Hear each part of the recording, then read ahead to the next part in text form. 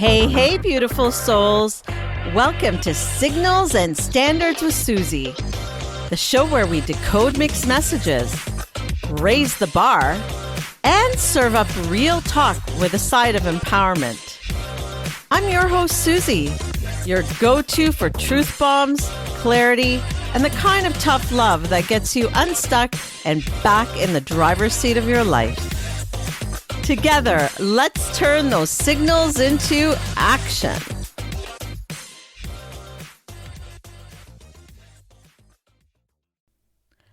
Welcome back to Signals and Standards with Suzie, the space where we cut through mixed signals, call out the red flags, and raise the standard in every kind of relationship, whether it's dating, friendships, family, work, or even that one relationship that sets the tone for them all.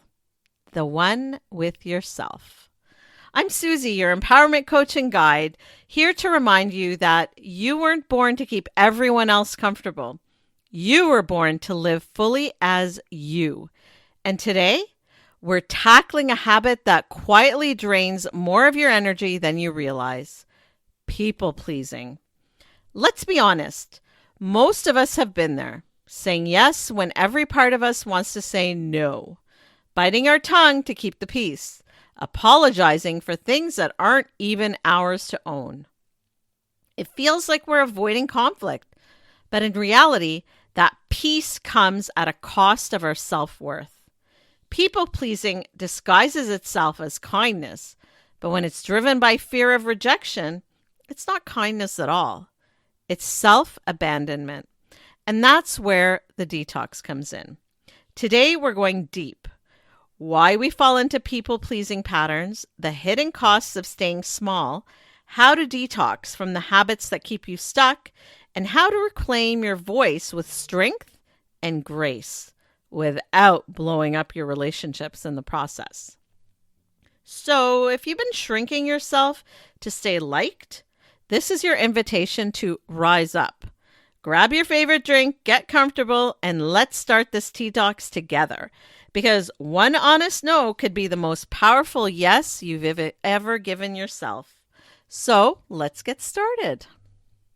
All right, so we're going to talk people pleasing. First things first, people pleasing isn't a personality trait. It's a survival strategy. It's the habit of putting others' comfort above your own to avoid rejection, conflict maybe, or even other people's judgment. It often stems from childhood. Perhaps you grew up in a home where love was conditional, where being the good one meant keeping the peace and not rocking the boat. Research from the University of California suggests that people-pleasing is often linked to chronic stress, low self-esteem, and even physical exhaustion. Yep, all those headaches and stomach aches, not just random. Let's get a little technical. People-pleasing often isn't about genuine kindness. It's a deeply rooted response to fear. Psychologists assert that people-pleasers commonly act out of anxiety around rejection, needing to feel valued, or even avoiding conflict, even when accommodating others comes at the expense of their own needs or feelings. This is often a survival strategy tied into our adult behaviors from early attachment wounds.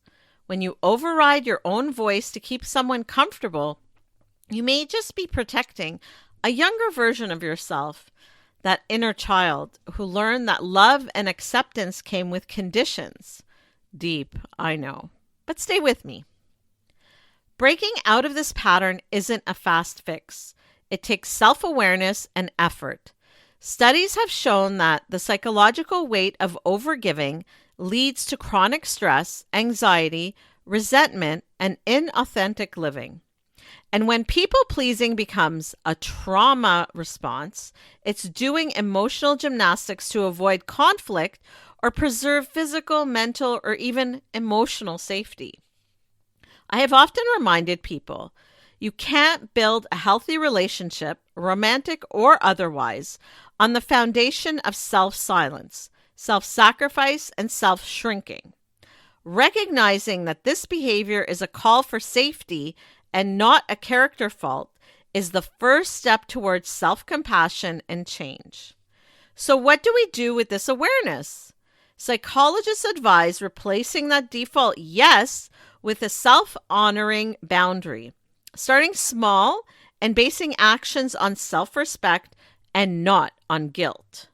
You want to ask yourself, does saying yes protect my peace, or does it just mask my discomfort? Honoring that inner voice doesn't make you a difficult person. In fact, it makes you whole. And trust me, when you stop shrinking to keep others comfortable, you open space for relationships rooted in mutual presence, authenticity, and true connection. I've said before that we mistake approval for affection and compliance for connection, but saying yes to everyone else is a no to yourself. Here are some signals you're stuck in people-pleasing mode. You apologize, even when you're not at fault. I know. For us Canadians, we can't help it. But really think about it. We do apologize a lot. You say yes and immediately regret it. You feel guilty setting boundaries. You twist yourself into a pretzel to avoid being too much. And here's the wild part. People-pleasing doesn't just show up in dating or romantic relationships. It sneaks into friendships, family dynamics, and even your career. Ever taken on extra work because you didn't want to disappoint your boss? That's people-pleasing right there. You can be kind, generous, and deeply caring and still be caught in the trap of people-pleasing. It often looks like this: doing too much, fixing what isn't yours to fix, or making sure everyone else is okay while quietly ignoring your own needs. It might even feel like love, connection, or loyalty, but underneath it all, it's often fear. Fear of disappointing someone, of losing approval, of being seen as too much or even not enough. But let's be real. Constantly managing other people's comfort while neglecting your own truth, that's not emotional intelligence. That's emotional overfunctioning, and it comes at a cost. So what's underneath this need to please? Fear of rejection? Desire for control? If they like me, they won't hurt me kind of thing? Learned behavior from childhood? But the cost? Burnout, resentment, emotional disconnection from yourself. All really horrible stuff. Let me make it plain. People-pleasing is the enemy of authenticity. And if they only like the version of you that says yes to everything, they don't love you. They love their comfort. For me, realizing that someone from my past was in love with the idea that I was in love with them, not actually in love with me personally, was one of the biggest eye-openers I ever had. And that was a huge lesson learned. So how do you detox from this behavior? You pause before you say yes. Ask yourself, am I choosing this from love or fear? Practice saying no out loud with no excuses. Say it now with me. No. No, no, no, no. Remember, saying no isn't rude. It's a complete sentence. And your voice, it deserves to take up space. Before we keep going, I want you to pause and really sit with this. Where in your life are you trading your peace for someone else's comfort? Where have you been saying yes when your whole body was screaming no? Now flip it. Imagine what could shift if you gave yourself permission to show up honestly, even if it ruffled feathers. What would honoring your truth look like? What would it look like today? In one small but real way. It's time for your questions. The space where your spiciest questions meet my straight up no fluff answers. And today, buckle up because we are diving headfirst into the good stuff. Don't forget, you can head over to powercoachsuzie.com to send me your questions anytime. So let's get started. Here's our first question. I'm always the one adjusting for my friends, my boss, even my partner. How do I stop being a doormat without becoming the difficult one? Oh, I feel this deeply. And if you're nodding along right now, know this. You're not broken. You're conditioned. And also, you're not alone. Many of us, especially those raised to be nice, were taught early on that love is earned through accommodation. That if we make life easier for everyone else, we'll be liked. But here's the truth that no one teaches us. People-pleasing is not peacekeeping. It's self-neglect wearing a smile. Psychologically speaking, this often ties into fawn trauma response, where we appease to avoid conflict, rejection, or abandonment. It's a form of emotional survival. But what helped you survive then might be what's burning you out now. As I've mentioned before, you can't build healthy relationship, romantic or otherwise, on the foundation of silence, sacrifice, and shrinking. It's time to start showing up with clarity, not just compliance. Let's toss this myth out. Setting boundaries doesn't make you difficult. It makes you clear. Being clear means saying, let me think about it, instead of auto-agreeing. Expressing your needs without apology or over-explaining. And respecting yourself first so others learn how to follow your lead. So you want to start small. I mean, baby steps. You don't have to jump all in to begin with. You maybe can decline a plan that you don't have the energy for without any justification. If a coworker dumps last minute work on you, say, I'm sorry, I'm at capacity right now. I can help out tomorrow. Or I just can't help out. Practice saying that doesn't work for me without softening it with guilt. If something works for you or doesn't, that's on you. Your energy is precious. So stop spending it on appeasing people who aren't even paying attention to how much you give.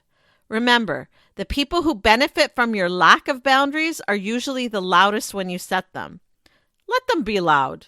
Who cares? You're choosing peace. You're not here to please anyone. Now let's go to our second question. How do I deal with guilt after saying no to someone I care about? Guilt.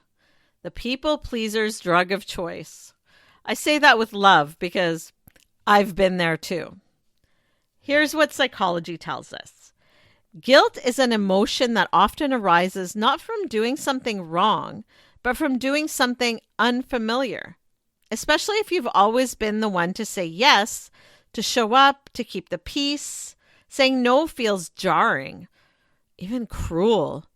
Not because it is cruel, but because it challenges your internal programming.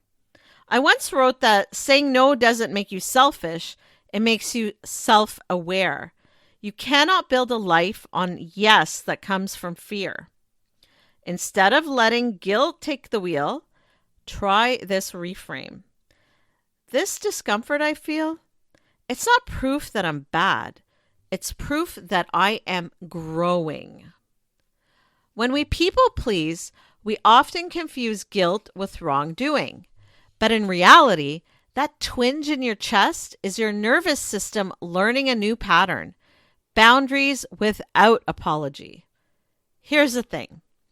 You're not responsible for other people's disappointment, especially when your no is rooted in truth and care. To manage the guilt, breathe through the discomfort without rushing to make it better. Remind yourself, their feelings are valid and so are my limits. Track your progress. Notice when the guilt fades faster. That's emotional growth in action. Clarity replaces guilt over time, but you've got to give it a chance to settle in. Here's our third and final question. How do I reclaim my voice in a long-term relationship where I've always been the easygoing one? I really love this question because you know what? reclaiming your voice isn't about becoming someone new. It's about remembering who you were before you silenced yourself. It's being you. You're being true to yourself. Being easygoing is often praised, right? Like people like people who don't give them a hard time, right? It makes you seem chill, agreeable, and low maintenance. But over time, it can be a trap, especially in long-term relationships where your role is locked in as the one who always bends, always compromises, and never makes things difficult. But let's be real. There's a big difference between being laid back and being emotionally invisible. I once wrote that when you disappear for the sake of keeping the peace, don't be surprised when no one sees you. You can't expect others to value your voice if you've been keeping it in storage. Here's the shift. Start by saying something like, I've realized I've been holding back how I really feel to keep the peace, but I'm ready to start showing up more honestly. Not to create conflict, but to connect more deeply. Then follow through. Express your opinions, even when they're different than the norm. Just do it respectfully. Say what you need, even if it hasn't been your pattern. Also set a new standard for your participation in your relationship. Psychologically, this is referred to as differentiation, the process of developing a strong sense of self within a relationship rather than losing yourself within it. And yes, it might rock the boat. Actually, it probably will. But if the relationship can't handle the full version of you, that's not failure. That's valuable information. Reclaiming your voice is an act of self-trust. You're not being selfish. You're finally being seen for who you really are. You're being true to yourself. And there's nothing more valuable than that. Be honest with yourself. Are you truly getting what you need in your connections with others? Or are you just making it easier for others to coast? Here's the truth. When you're constantly rationalizing other people's silence, excusing their hot and cold moods, or calling half-effort potential, that's not patience. In fact, that's actually self-betrayal. Experts say that people-pleasing often traps us in the waiting room of someone else's growth. Eek. That's totally mind-blowing way of putting it, right? But here's a reframe for you. You don't need to audition for anyone's love. And you definitely don't need to sit in someone's waiting room. Please, you deserve so much better. So ask yourself this. What would shift if you stopped carrying the weight of someone else's inconsistency and started standing in the clarity of your own standards? That's the kind of honesty and authenticity that changes everything. A client once told me, I say yes so much that I feel lost and don't even know what actually I want anymore. If that hits home for you, know this.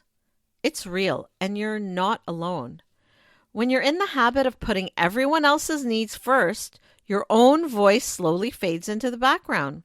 It's like your inner GPS gets hijacked by fear. Fear of disappointing others, being seen as difficult maybe, or losing a connection altogether. The more you give in, the more you start to believe your needs and feelings matter less than everyone else's. Eek. Psychologists have found that this self-silencing can lead to chronic stress, anxiety, and even physical symptoms. From my own work, I've seen it countless times. When you ignore your own truth, you lose touch with the thing that makes life vibrant and interesting and exciting. Yourself. Yep, you're the one that should bring the color into your own life. I know this is not only from my own life, but from those I've helped over the years. This is so true. But here's the truth. Your voice is essential. And this is what I told my client. Every time you reclaim it, even just a little, you remind yourself that your presence, your feelings, and your choices matter. And they do. That's the first step to showing up fully and unapologetically in all your relationships. So here's the radical shift that we worked on together. Before every yes, I asked my client to start asking themselves one simple but powerful question. Is this really me, or is it coming from fear or even guilt? That pause, that moment of honest reflection, became their game changer. The result? They began saying no to extra projects at work that drained their energy and creativity. They stopped ghosting friends or going along with plans they didn't want to do, choosing instead to be upfront and honest. They stopped dating people who only liked their agreeable version and started showing up as their whole authentic selves, attracting better people in their life. And the best part? Their confidence didn't come from being liked more.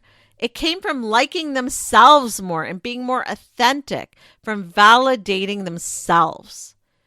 Dear beautiful souls, hear me loud and clear.